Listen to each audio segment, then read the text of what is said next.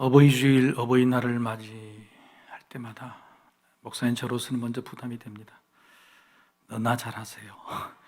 이런 마음이 들죠. 그래서 어제 미리 순천에 계시는 부모님을 만나뵈러 갔다 왔습니다. 가는 길에 생각이 나더라고요. 평소에 좀 잘하면 되지. 평상시 좀 잘하면 되지. 여러분, 어버이날, 어버이 주일 그러면 효도에 대한 무게가 많이 느껴지는 날이죠. 효도해야 된다는 건 알지만 효도다운 효를 하지 못하고 있기 때문이죠. 물론 효도를 나름 합니다만 효도하는 방법이 참 서툴고 부족하고 심지어는 어색할 때도 있기 때문입니다. 이런 상황을 모면하기 위해서 자주 쓰는 방법이 있죠. 저도 젊었을 때 많이 썼는데 손자, 손녀를 대동하고 나의 효도를 손자, 손녀가 대신하게 만드는 겁니다. 사실 부모님들도 가끔 그런 말씀하시죠. 자녀들 오는 것은 조금 반갑고 손자, 손녀가 오는 것은 많이 반갑다. 사실 좋게 표현하는 겁니다. 자녀 오는 것은 그렇게 탐탁지 않고 손자, 손녀만 보내라 뭐 이 이야기죠. 그런데 이 대신효도가 더 난처하게 되는 상황이 있습니다. 눈치 없는 손자, 손녀가 할머니 냄새나요. 할아버지 재미없어요. 그렇게 싫은 내색을 보일 때는 부모는 참 당황스럽죠. 예를 들어서 부모는 이런 점을 염려해서 가기 전에 미리 교육을 합니다. 할아버지, 할머니가 뭘 좋아하시는지. 그래서 할아버지, 할머니 만나면 옛날 이야기를 해달라고 해라. 할아버지 이야기 좀 해주세요. 마지못해 손자, 손녀는 그렇게 이야기하죠. 할아버지 이야기 좀 해주세요. 그런데 그렇게 시작되는 옛날 이야기가 과연 어떻습니까? 손자, 손녀에게는 어렵고 재미도 없고 심지어는 그 이야기의 대부분이 이미 몇 번이고 하셨던 반복된 이야기가 많죠. 바로 이럴 때 손자, 손녀의 반응이 그날의 효도를 결정짓는 겁니다. 그의 어버이날 우리의 평가가 달린 거죠. 두 가지 반응이 있습니다. 첫 번째 반응은 똑같은 이야기, 재미없어요. 이렇게 하는 자녀들 반응이 있고, 또 하나는 할아버지, 할머니 다시 들어도 재미있어요. 또 해주세요. 할아버지, 할머니도 알고 자녀도 압니다. 이게 처음 듣는 이야기가 아니라 반복된 이야기라 거짓말할 수 없잖아요. 그런데 다시 들어도 재미있어요. 또 해주세요. 대신 효도를 성공하시려면 여기까지 교육을 꼭 지키고 가십시오. 사실 부모의 옛날 이야기라는 게 할 때마다 다를 정도로 많지 않습니다. 들은 이야기 또 듣는 것이고 시대가 다르고 관심도 다르니 썩 재밌는 이야기는 아니죠. 이런 농담도 하죠. 그래서 그만 좀 하라고, 한 번만 더 들으면 10,000번이라고. 그런데 이뿐만이 아닙니다. 요즘은 심각한 이야기도 될 수 있습니다. 부모님이 연로하실 때마다 해마다 하시는 말씀이 심각해서요. 예전에 좀 아프다, 근데 요즘은 죽겠다, 아니면 못 살겠다, 내일 죽을 것 같다, 심각해지죠. 갈수록 그 정도가 심각해지는 부모님의 말을 들으며 이럴 때 자녀의 반응, 효도라고 할 수 있는 반응이 나올 수 있을까? 여러분은 어떻습니까? 디모데는 육신의 아버지 말고 영적인 아버지, 아니 나중에는 법적인 아버지가 된 사도 바울을 10년이나 잘 섬겼습니다. 그 10년 동안 디모데는 아버지 바울로부터 잘 배웠고 그 배운 것을 이제 드디어 쓸 기회가 찾아왔죠. 아버지도 이제는 됐다, 이만하면 됐다 싶어서 적지 않은 큰 교회, 에베소 교회의 문제를 해결하려고 디모데를 남겨두고 파송하는 겁니다. 하지만 아버지 바울에게 디모데는 여전히 물가에 내어놓은 자식 같고 여전히 하나라도 더 가르쳐주고 싶은 학생에 불과하죠. 다 가르쳤다고 하나 혹시나 잊어버렸을까 봐 편지를 써서 다시 아비의 마음을 전하는 것이 바로 디모데 전후서입니다. 그런데 그 아비의 마음을 알겠는데, 얼마든지 배울 마음이 있는데 편지의 내용이 지난 10년 동안 수없이 반복하여 들었던 똑같은 이야기를 또 하고 있는 거예요. 바로 여러분이 읽으신 본문, 바로 아버지 바울의 회심 이야기, 처음 예수 믿었을 때 그 이야기. 내가 원래 어떤 사람이었는데 예수를 믿게 돼서 이렇게 사도의 직분까지 받고 주의 일을 하게 되었음을 생각해 보면 모든 게 다 주의 은혜다. 수없이 들었던 이야기죠. 그런데 오늘 본문에는 나이가 든 아버지 바울이 좀 다른 표현을 쓰십니다. 10년 전 디모데가 사도 바울이 양자가 될 무렵에 사도 바울이 보낸 편지가 갈라디아서입니다. 근데 갈라디아서에도 역시 아버지 바울의 회심 이야기를 이렇게 기록하죠. 하나님의 교회를 심히 박해하고 멸시했지만 내 동족, 내 또래 남들보다 좀 지나치게 믿고 열심히 남달라서 그랬다라고 변명을 합니다. 자신의 변명 한마디를 붙이죠. 그런데 그로부터 10년이 지난 60대 중반쯤 된 아버지 바울이 오늘 이렇게 말하는 겁니다. 나는 예수를 박해하고 교회를 핍박했던 비방자요, 박해자요, 폭행자다. 여러분, 이 비방자, 박해자, 폭행자라는 말은 사도 바울이 여기서 처음 쓰는 단어예요. 수없이 많은 간증을 했고 자녀에게 수없이 많은 예수 믿었던 그 이야기를 했는데 한 번도 사용하지 않았던, 등장하지 않았던 단어, 비방자요, 박해자요, 폭행자다. 기억이 사라질 법도 한도 그 많은 시간이 지났음에도 오히려 더 심하게 자신의 과거를 평가하고 있는 것입니다. 심지어 이렇게 말합니다. 여러분이 잘 아시는 나는 죄인 중에 괴수라, 죄인 중에 괴수라는 말을 써요. 죄인 중에서 최고로 나쁜 죄인이 나다. 아버지가 아들에게 그렇게 말하는 거예요. 아들의 입장에서는 이것도 처음 듣는 말인데 얼마나 힘들겠어요. 심지어는 더 놀라운 사실은 뭐냐면 죄인 중에 괴수라는 이 말의 동사의 시제가 과거형이 아니라 현재형이에요. 30년 전에 내가 예수를 박해하고 믿었을 때 그때가 죄인 중에 괴수가 아니라 지금 죄인 중에 괴수라는 겁니다.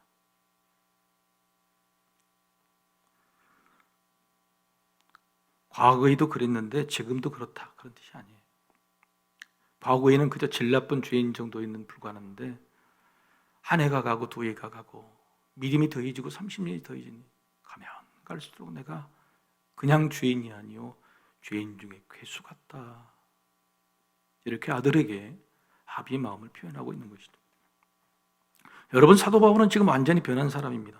예수를 핍박하다가 이제는 예수를 위해 목숨을 내어놓는 사람이에요.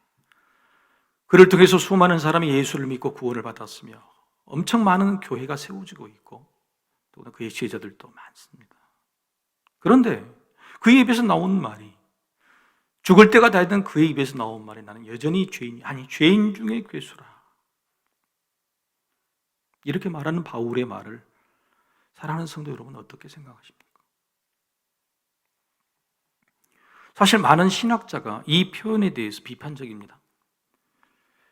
거짓말이라는 겁니다. 비실제적인 겸손이요 형식에 불과한 표현이라고 유명한 학자들이 그렇게 평가했습니다. 하지만 정말 그럴까요? 사도 바울은 오히려 자신을 더 낮춤으로 주님을 더 높이려고 하는 것이죠. 오늘 17절 말씀에 그래서 죄인 중에 괴수라고 말해도 그 모든 끝에 우리 하나님만 온전히 영광을 받으셔야 된다. 자신을 낮추고 낮추면 낮출수록 하나님이 더 높아지신다는 사실을 보여주고 있는 거죠. 용서와 구원이 과거의 기억 정도가 아니라 현재에도 진행되고 있는 오늘의 사건이라고 사도 바울은 말하고 있는 겁니다. 우리 예수 믿는 지 오래됐죠.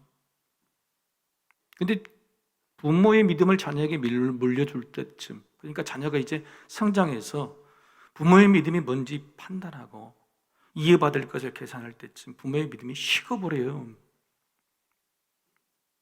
부모의 믿음이 열정이 없어져 버려요. 부모의 믿음이 형체가 없이 돼버려요. 매번 과거 이야기, 30년 전에 40년 믿었던 이야기만 반복하고 있어요. 사도 바울은 그런 게 아니에요. 30년 전보다도 지금 순간이 믿음이 점점 자라고 성숙하고 지금 내가 죄인 중에 괴수라는 거예요. 그 어느 때보다도 뜨겁고 진솔하고 확실한 믿음을 보여주고 있는 거예요. 여러분, 이게 디모데 아들에게 하는 넋두리가 아닙니다. 아들에게 하는 늘 했던 잔소리가 아니에요. 다른 곳에서 다른 곳에 보낸 편지에도 똑같은 표현들이 많아요. 고린도전서 15장 9절이죠. 나는 사도 중에 가장 작은 자라. 나는 하나님의 교회를 박해하였으므로 사도라 칭함 받기를 감당하지 못할 자니라. 가면 갈수록 겸손해집니다. 심지어 오늘 본문 15절에도 이렇게 말합니다. 이 말은 모든 사람이 받을 만한 말이다. 내 아들 디모데에게 내가 아버지로서 잔소리하는 게 아니에요. 모든 신앙에 성장하는 성인들, 어린애 믿는 사람들은 이 말을 받아야 돼. 이 말을 고백할 수 있어야 되는 거예요. 내가 죄인 중에 괴수라고. 그것이 말이고 형식적인 표현이 아니라 성숙해져가는 믿음이 뭐냐? 아버지로서 자녀가 믿음을 물려받았을 때, 받을 만한 그때 보여줄, 그때 지키고 있을 믿음이 뭐냐? 그걸 사도 바울은 지금 보여준 겁니다. 그 말이 바로 죄인 중에 괴수라. 자, 사도 바울의 믿음에 대해서는 이제 알 것 같습니다. 그렇죠? 그런데 이런 아버지의 말을 10년 넘게 듣고 있던 디모데의 아들의 심정은 어떨까요? 하신 말씀을 또 하시고 갈수록 심하게 하시고 오늘 본문처럼 더구나 좋은 과거도 아니고 사랑도 아닌 것을, 자랑도 아닌 것을 지나간 일은 이제 덮으시고 혼자 품고 계셔도 될 일을 또다시 반복하시는 아버지를 보는 아들의 심정, 과연 어떤 마음일까? 여러분, 우리 부모님도 가끔 그런 말씀하실 때 있죠. 난 참 죄 많은 인생을 살았어. 지나간 일 좀 덮으시면 되는데, 여러분 한두 번도 아니고 그런 말씀을 시작할 때 여러분 마음 어때요? 아이고 또 시작이네. 제발 좀 그만하세요. 말은 못해도 그런 마음 아닌가요? 그런데 사도 바울, 아버지 바울은요, 이마저도 알고 있었습니다. 내가 이 고백을 내 아들 디모데에게 수없이 반복했다는 사실을. 18절을 볼까요? 아들 디모데야, 내가 내게 이 교훈으로서 명하노니 전에 너를 지도한 예언을 따라 그것으로 선한 싸움을 싸우며. 자신의 신앙 고백을 다시 합니다. 그러나 현재 진행, 죄인 중에 괴수라는 말을 하고, 그러나 이 고백을 내가 너에게 전에 여러 번 매번 가르쳐 주었던 것이다. 다를 바가 없다. 이것으로 너의 믿음의 싸움을 시작하라. 이렇게 말하는 거예요. 내가 했던 말임을, 전에도 매번 가르쳐줬던 말임을 사도 바울도 아버지도 알고 있었던 겁니다. 여러분 부모님은 다 알고 계십니다. 제 부모님은 맨날 그래요. 내가 전에 말했지. 그러고 시작해. 내가 전에 말했지. 그러면 안 하면 힘들 거 아니에요? 근데 내가 전에 말했지 하시고 또 시작했어요. 잔소리죠. 그러나 내가 전에 말했지. 내가 반복 또 반복하고 있는 사실을 아시면서도 다시 이야기를 꺼내신 것, 그것은 부모 입장에서는 중요한 말이고 적어도 부모의 사랑이 담겨져 있다는 사실이죠. 자녀는 듣기 싫더라도 잔소리하는 부모의 마음에 사랑이 담겨져 있음을 알아야 되는 겁니다. 오늘 여러분 예배의 자리에 나와 있죠. 하나님께서 우리에게 들려주신 말씀 매일매일이 새롭습니까? 그 말씀이 그 말씀이죠. 사실 성경이란 게 그렇습니다. 창세기, 출애굽기, 레위기, 민수기, 신명기 5개가 다 똑같은 말이에요. 모세의 오경이 같아요. 열왕기, 상하, 역대상하 같은 말이에요. 양은 이렇게 많아요. 시편의 말, 시편의 1편부터 150편까지 그 말이 그 말인 거 똑같아요. 구분도 안 됩니다. 잠언도 마찬가지고. 수많은 선지서들, 수십 개가 되는 선지서들 다 똑같은 내용이에요. 복음서는 4개가 아니라 1개만 있어도 족합니다. 심지어 사도 바울이 쓰신 13개도 거의 같은 교회의 말은, 심지어는 에필골문, 에베소, 빌립보서, 골로새서 전부 다 똑같은 말이에요. 성경을 잔소리 빼고 줄이라 그러면 이거 10분의 1도 안 될 것입니다. 그런데 왜 성경을 잔소리라고 여기지 않죠? 하나님의 사랑이기 때문에 그래요. 하나님의 사랑이기 때문에. 반복도 반복하셔도 처음 듣는 것처럼 다시 듣는 것이 믿음이고 효도입니다. 같이 한번 읽어보시겠습니다. 자, 시작.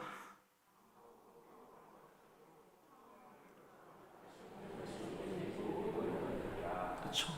반복하셔도 내가 처음 듣는 것처럼 다시 듣는 거, 그게 진짜 믿음이고 부모 앞에도 진짜 효도죠.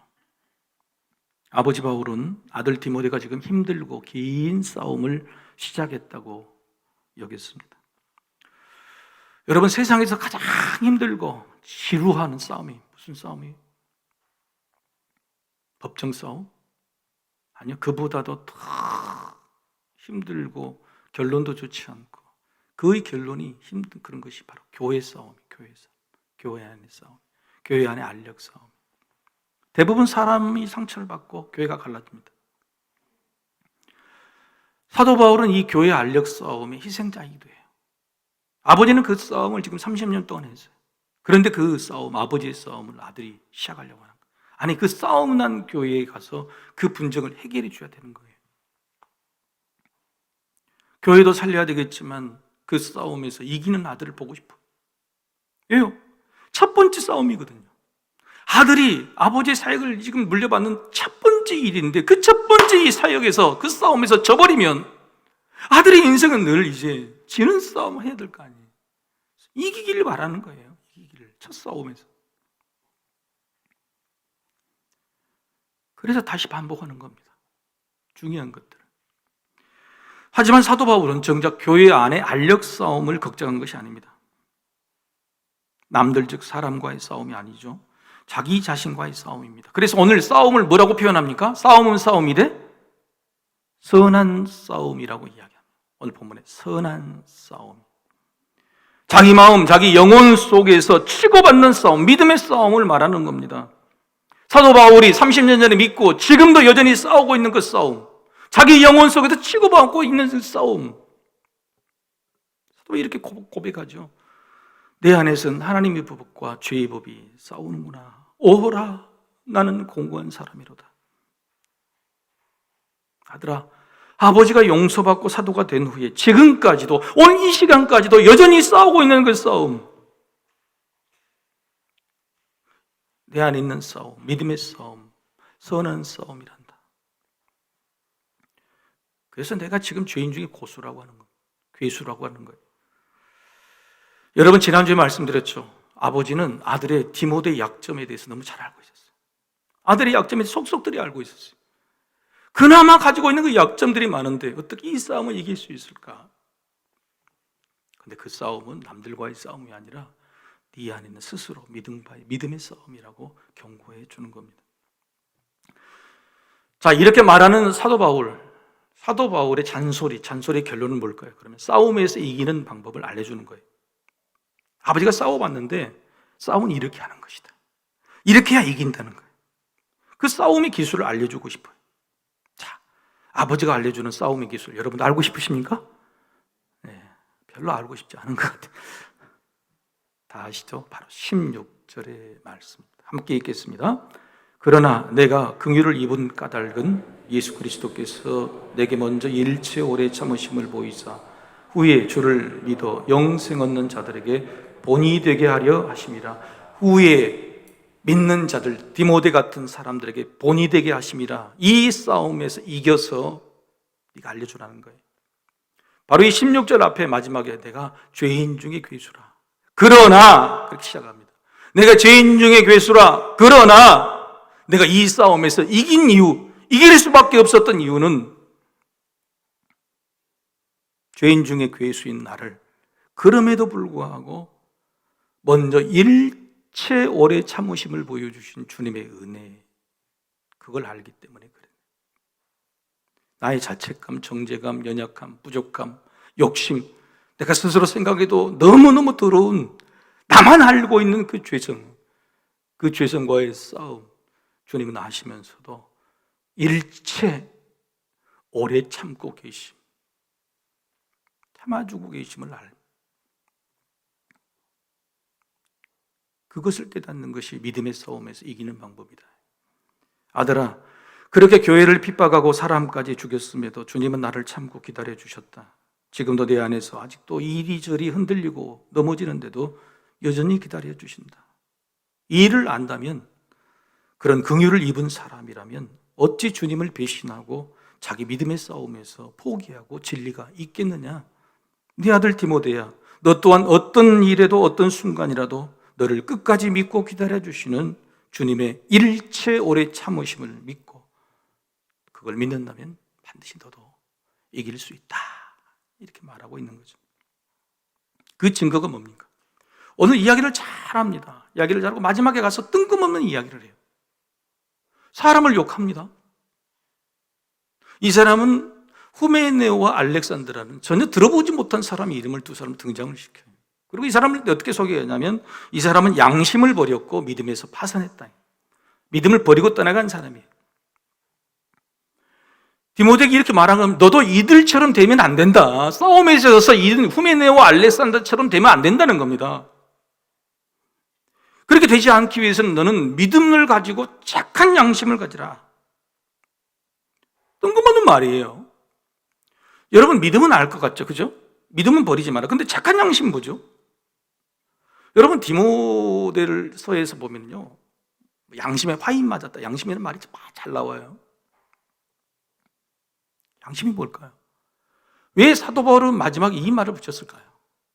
믿음의 착한 싸움에서 왜 양심이라는 말을 붙였을까? 양심이 뭐냐? 예수님이 우리를 이토록 일체 모든 것에서 오래 참고 참아주고 계심을 아는 양심. 부모가 30년, 50년 동안 다 알고 계시면서도 우리를 일체 오래 참아주고 계심을 적어도 알아주는 양심이, 그동안 받은 은혜를 잊지 않게 만드는 것, 그게 착한 양심이에요. 즉, 믿음과 착한 양심이라는 것이 각각 따로 떨어진 게 아닙니다. 믿음은 믿음인데 착한 양심이 있는 믿음이에요. 착한 양심입니다. 여러분, 후메네와 알렉산더가 믿었습니까? 안 믿었습니까? 믿었죠. 굉장히 믿음이 열심히 있는 일꾼이었습니다. 지도자였어요. 그런데 그가 믿음이 버렸어요. 믿음에서 파산했어요. 잘 가다가 배가 멈춰버리고 깨져버렸어요. 그런데 그 사람에게 믿음이 없었던 것이 아니에요. 그 믿음을 지키는 믿음의 색깔에 착한 양심이 없었어요. 착한 양심이 뭐냐? 후메네와 알렉산더를 그럼에도 모든 것을 다 아시고 계신 그 주님이 그들을 참아주고 계신, 일체 오래 참고 계신다는 사실을 깨달았음에도, 알고 있음에도 그 양심을 저버린 거예요. 믿음에서 파산한 것은 뭐냐면 양심이 착하게 작동하지 않았습니다. 그러니까 믿음이라도 양심이 있는 믿음과 양심이 없는 믿음의 차이가 있는 것이죠. 참고 기다려주신 은혜를 알면 사도 바울처럼 믿음의 위기가 와도 나도 참아야지. 주님이 나를 참아주신 것처럼 나도 참아야지. 부모가 나를 참아주신 걸 알면 나도 좀 참아야지. 이길 수 있는 거예요.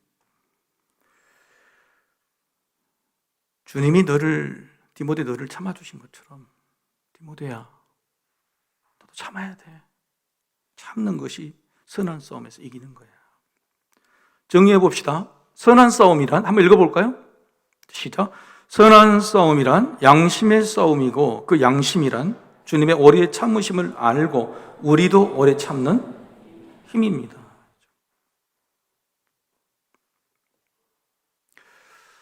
요즘 자식들이 제일 고통이 물어보니까 자녀 키우는 거예요. 자녀 키우는 것이 너무 힘들대. 근데 어떤 자녀를 잘 키운 사람이 있어요. 그 사람이 그러더라고, 저한테. 목사님, 우리 부모는요 7명, 8명 낳았어요. 7명, 8명씩 낳아서 죽을 때까지 잘 키우셨어요. 오래 버티시고 다 주셨어요. 그런데 고작 한둘 나가지고 이거 못 버티면 되겠습니까? 요즘 부모님의 가업을 이어받는 사람이 꽤 많아요. 특별히 식당 같은 걸 많이 이어받죠. 식당이냐 3대 4대 원조 그렇잖아요. 근데 식당이 제일 어렵습니다. 1000개 식당 중에서 한두 개만 살아남아요. 근데 그 살아남는 사람은 대부분 이렇게 말한답니다. 우리 어머니 할머니는요 70년 80년을 버텼는데 나는 고작 그 절반이라도 좀 버텨야 될 거 아닙니까? 아니, 반의 반이라도 버텨야 되는 게 아닙니까? 여러분, 이게 양심이에요. 부모 세대는 7명, 8명 키우고서 다 자라게 없던 시대에 고작 한두 명 나와서 벌벌벌 떨고 못 키우겠다. 우리 그 양심인 거예요. 시대가 달라질 수도 있죠. 주님은 2000년 동안 우리를 참고 기다려주셨어요. 주님은 오신 후에 종말이 올 것이라고, 말세가 올 것이라고 그랬지만 2000년이나 기다려주시고 참고 계시는 거예요. 2000년을 참아주시는 주님의 은혜를 알면 코로나 몇 년 못 참습니까? 내 인생이 힘들고 어려운 거 그거 못 버팁니까? 참아주시는 그 은혜를 알고 나도 버티는 그 양심이에요. 다 믿지만은 그 오래 참아주심의 은혜를 아는 사람과 알지 못하는 사람의 믿음의 차이는 있는 거라는 거예요. 주님과 주님을 믿는 자녀 사이에는 이렇게 오래 참아주는 사랑이 있어야 합니다. 부모와 자녀 사이에도 오래 참아주는 사랑이, 부부간에도 오래 참아주는 사랑이 있어야 돼요. 주님과의 관계에서 오래 참으면 믿음이라고 말하고, 부모와 자녀의 관계에서 오래 참으면, 특히 자녀의 입장에서는 이걸 효도라고 말하는 것이죠. 그래서 놀랍게 사도 바울은요, 디모데전서 뒤쪽으로 가면 효에 관한 말을 진짜 직접 합니다. 효에 관한 말을 직접 해요. 디모데전서 5장 4절이죠. 만일 어떤 과부에게 자녀나 손자들이 있거든 그들로 먼저 자기 집에서 효를 향하여 부모에게 보답하기를 배우게 하라. 이것이 하나님 앞에 받으실 만한 것이니라. 여러분, 믿음을 먼저 가르치란 말 안 했어요. 효를 먼저 가르치라. 그런데 그 효는, 힘든 어머니를 봉양하고 효를 배우는 것은 하나님이 받으실 만한 것이다. 하나님이 받으실 만한 것은 믿음이죠. 효와 믿음을 하나로 친 겁니다. 효의 본질과 하나님을 아버지를 섬기는 그 본질이 같다고 하는 겁니다. 디모데전서 5장 8절이죠. 누구든지 자기 친족, 특히 자기 가족을 돌보지 아니하면 믿음을 배반하는 자요, 불신자보다 더 악한 자.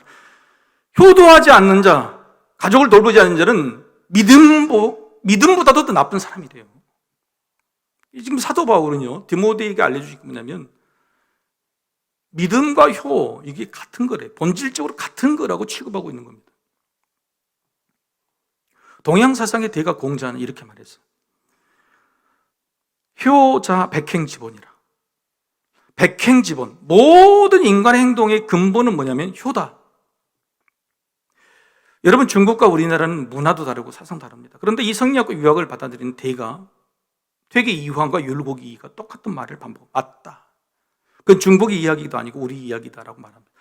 모든 행동, 모든 인간의 행동의 근본은 효다, 이렇게. 자, 이 성리학 유학을 받아들여서 어린아이에게 가르치는 그 책이 뭐냐면 소학, 그리고 명심보감입니다. 근데 소학과 명심보감에는 뭐라고 나타났냐? 똑같은 말이 있습니다. 백행지본이죠. 백행지본은 화면이 나와야 되는 건가? 백행지본은 인지위상이라. 똑같이 백행지본은 이게 말이 나오는데 뒤가 다르죠. 인지위상. 참을 인자, 오래 참음이 근본이라는 것. 그게 제일 큰 것이라는 겁니다. 자, 동양 사상은 이걸 같은 걸로 보고 있는 겁니다. 세상에 있는 모든 사람의 행동의 최고는 바로 효인데, 그 효를 이루는 방법이 뭐냐? 인내다, 참을 인자다, 오래 참음이다 라고 이야기하는 거예요. 부모가 자녀를 오래 참아줌으로 사랑하든 자녀가 부모에 대해서 오래 참아줌으로 효도해야 된다. 이것이 인간 모든 행동의 근본이다. 여러분, 육신의 부모에게 하늘 아버지에게 효도하는 것이 같다는 겁니다. 그것이 모든 행동의 근본이라고 말해요. 사도 바울은 디모데 전서를 통해서 그렇게 알려주고 있는 것이죠. 자, 좋습니다. 여기까지. 근데 문제는 뭐냐? 자, 여러분, 디모데가 그러면 효자일까요? 효자가 아닐까요? 아버지가 자꾸 효자가 되라고 말하는 것보다 정말 디모데가 효자인지 아닌지가 중요한 거 아니에요? 그죠? 여러분, 디모데가 효자입니까? 효자 아닙니까? 손 한번 들어볼까요? 자, 효자. 효자 아니다.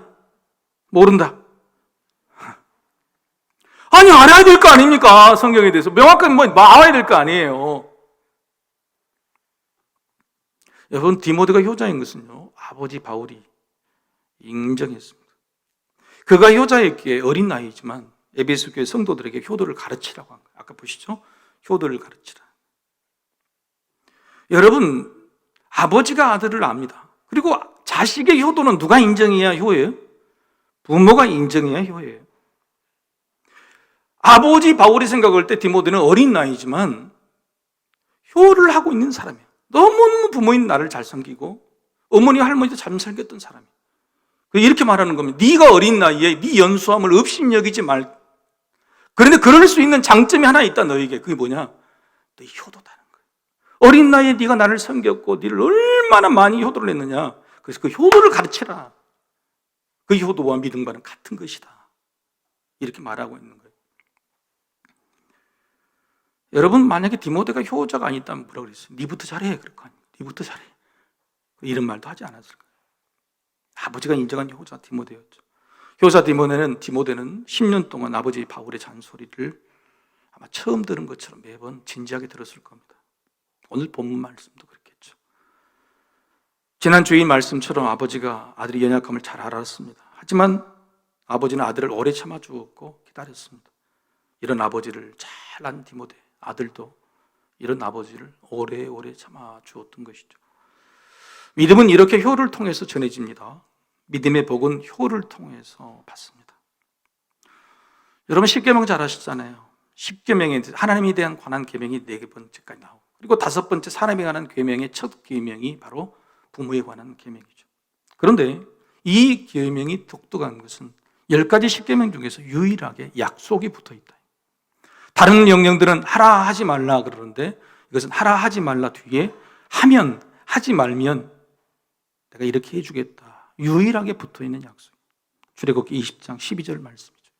내 부모를 공경하라. 그리하면 네 하나님 여호와가 내게 준 땅에서 내 생명이 길리라. 내게 준 땅이라고 그러면 육신에 있는 시간뿐만 아닙니다. 영원한 시간까지. 네 생명이 길리라.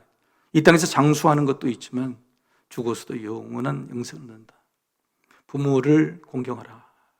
그러면 이 땅에서도 복을 받고 천국에서도 영생을 얻을 수 있는 믿음의 본질을 갖춘 자가 되는 것이다 라고 말하고 있는 겁니다. 효도는 복받을 일입니다. 근데 그 효도를 어떻게 하면 좋을까? 그 실제적인 방법으로 사도 바울은 일체 오래 참아줌을 아는 양심, 일체 오래 참아줌을 아는 양심이라고 말합니다. 뭐든지 언제든지 부모가 자녀를, 자녀가 부모를, 또 남편이 아내를, 아내가 남편을 오래 참아주는, 일체 오래 참아주는 것, 그것이 바로 복을 받는 비결이죠. 하나님 나라를 만들어가는 하나님 나라의 법칙이 바로 일체 오래 참아주십니다.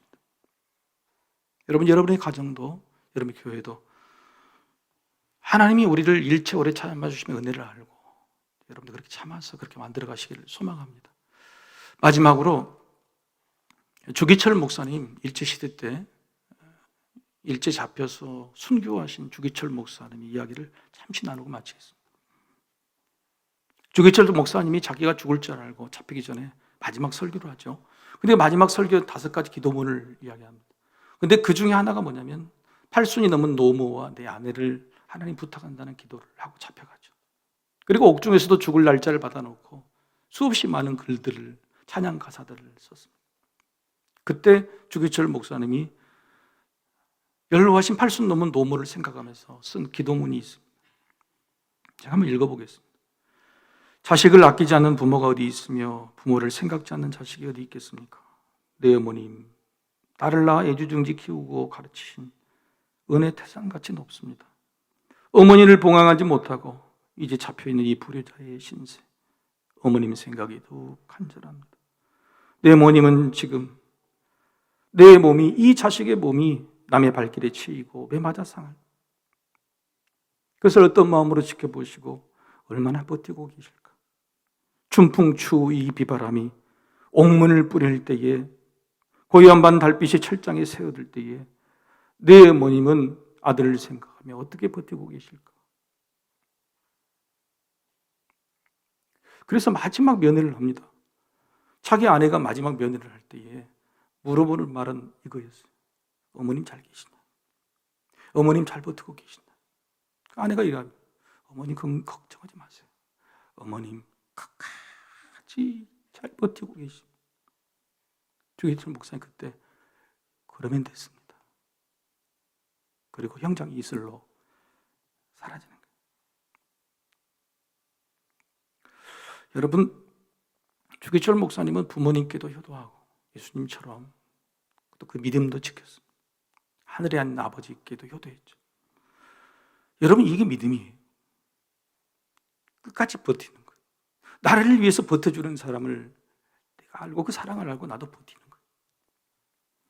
주기철 목사님은 선한 싸움에서 승리하셨어요.